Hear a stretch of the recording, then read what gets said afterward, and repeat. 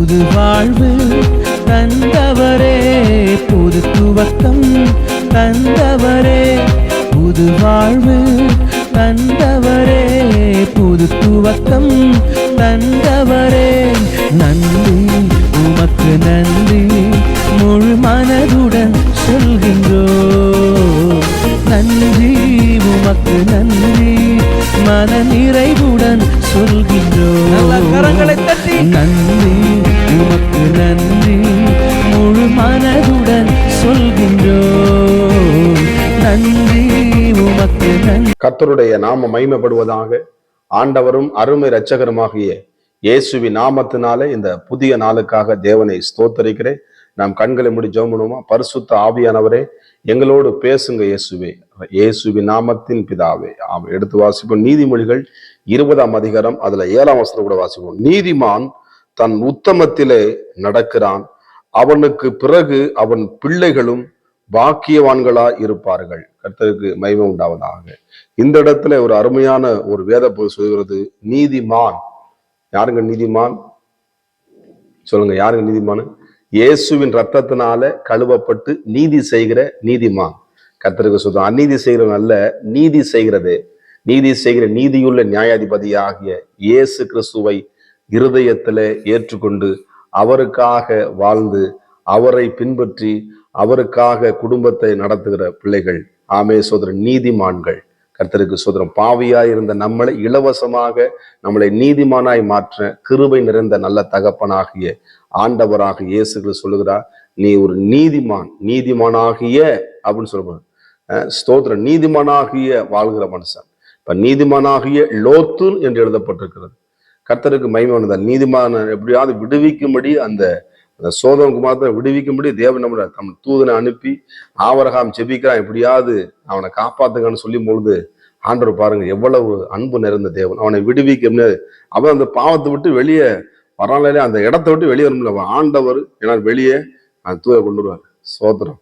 அது சில காரியங்களை விட்டு என்ன பண்ண ஆண்டவர் நம்மளை, இந்த பாவத்தை நீ செய்யக்கூடாது, இப்படிப்பட்ட துன்மார்க்கமான காரியம் செய்யக்கூடாது, நீ வெளியே வா, எனக்காக எழும்பி பிரகாசி.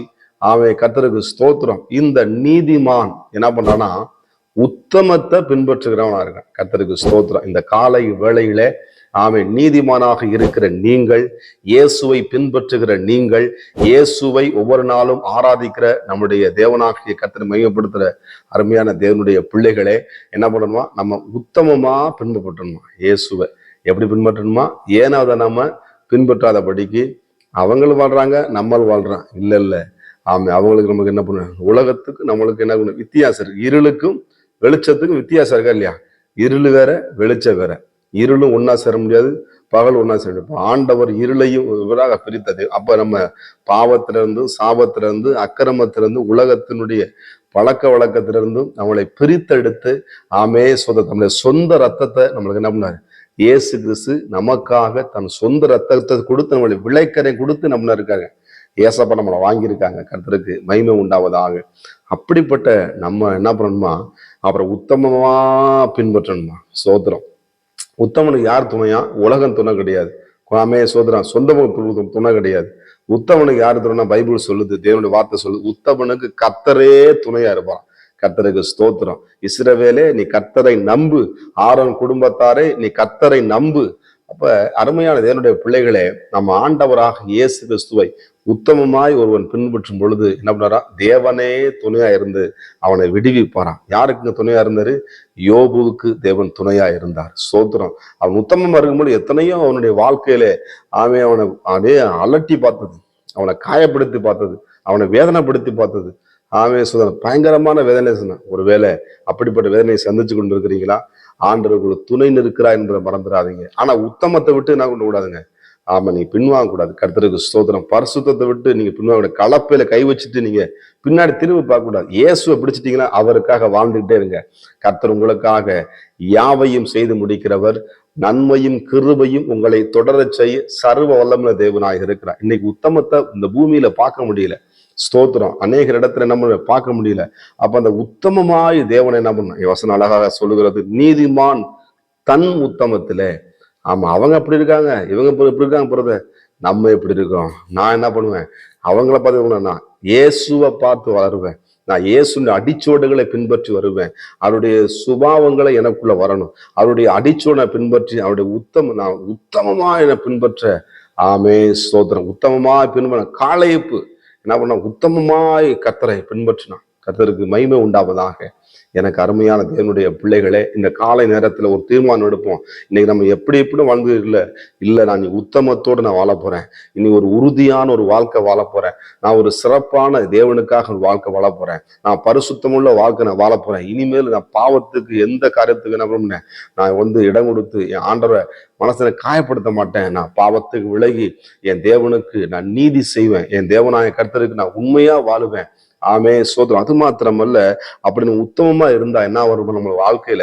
வசனம் அழகாக சொல்லுது பாருங்க, உத்தமமா நடக்கிறவனுக்கு அவனுக்கு பிறகு உங்களுக்கும் ஆசீர்வாதம், நம்முடைய பிள்ளைகளுடைய ஆசீர்வாதம். வசனம் அழகாக, அவனுக்கு பிறகு பிள்ளைகள் பாக்கியவான்களா இருப்பார்கள். கர்த்தருக்கு மகிமை உண்டாவதா. அருமையான தேவனுடைய பிள்ளைகளே, கர்த்தர் சொல்றவங்களை பார்த்து, நீ பாக்கியவான், நீ பாக்கியவதி, உன் குடும்பங்கள் உன் பிள்ளைகள் பாக்கியவான்களா இருப்பார்கள். கர்த்தருக்கு ஸ்தோத்திரம். ஆமே. அவர் ஆசீர்வதித்தோம்னா நம்முடைய பிள்ளைகளை வர்த்திக்க பண்ணுகிற சர்வ வல்லமையுள்ள தேவனாக இருக்கிறார். உங்க உத்தமத்தை சில அசைத்து பார்க்குதா, அது இடம் கொடுக்காதீங்க. இயேசுவுக்கு இடம் கொடுங்க. தேவனுடைய வார்த்தைக்கு இடம் கொடுங்க. ஆண்டோடைய வல்லமைக்கு இடம் கொடுங்க. ஆண்டோடைய அன்புக்கு இடம் கொடுங்க. கர்த்தர் நிச்சயமாக உங்க உத்தமத்தை பார்த்து நிச்சயமா உங்களுடைய பலனை அவர் நிச்சயமாய் தருவார். ஆமே. அவனுடைய கிரிகளுக்கு தக்க பலன் என்னோடு கூட வருகிறது என்று சொன்ன ஆண்டவர் இந்த காலை நேரத்துல, ஆமே சோதரன், நீங்க வேலை ஸ்தலத்துல, குடும்பத்துல, ஆமே, நீங்க போற காரியம் எல்லாவற்றையும் நீங்க உத்தமமா நடக்கும் பொழுது நீங்கள் பாக்கியவான்களாய் பாக்கியவதிகளாய் இருப்பீர் என்று கர்த்தர் உங்களை பார்த்து சொல்லுகிறார். ஸ்தோத்திரம். இந்த காலை நேரத்துல ஆண்டு சமூகத்தில் ஒப்பு கொடுப்போம். நான் இனிமேல் உத்தமமா என் தேவனுக்காக வாழ போறேன் அப்படி ஒப்பு கொடுப்போம். நிச்சயமா நீங்கள் பாக்கியவான்களாக இருக்க போறீங்க. நம்ம ஜெபம் பண்ணுவோமா? பரிசுத்தமும் கிருபை நிறைந்த நல்ல தகப்பனே, நீதிமானாக ஆண்டவரே, ஸ்தோத்திரம் அப்பா. எங்களுக்கு உதவி செய்கிற சர்வவல்லமுள்ள தேவனாகிய கர்த்தாவே, இந்த கரத்தில் எங்களை ஒப்பு கொடுக்கிறோம். நீ ஆளுகை செய்வீராக. இந்த பிள்ளைகளை ஆஸ்வதித்து பலப்படுத்துங்க. அந்த உத்தமத்தில் இருக்கப்படாதபடிக்கு போராடுகிற எல்லாவித போராட்டங்களும் இயேசுவின் நாமத்தில் விலகுவதாக. நான் உத்தமமாய் பின்பற்ற வேண்டும் விரும்புகிறேன். ஆனால் வாழ்க்கையில் இதனால் ஜெயம் எடுக்கணும்னு சொல்லி போராடி கொண்டிருக்கிற பிள்ளைகளுக்கு நீ உதவி செய்வீராக. வழிநடத்தும் பெரிய காரியங்களை செய்யுங்க. இயேசுவின் நாமத்தின் பிதாவே, ஆமே. God bless you. கர்த்தர் உங்களை ஆசீர்வதிப்பாராக.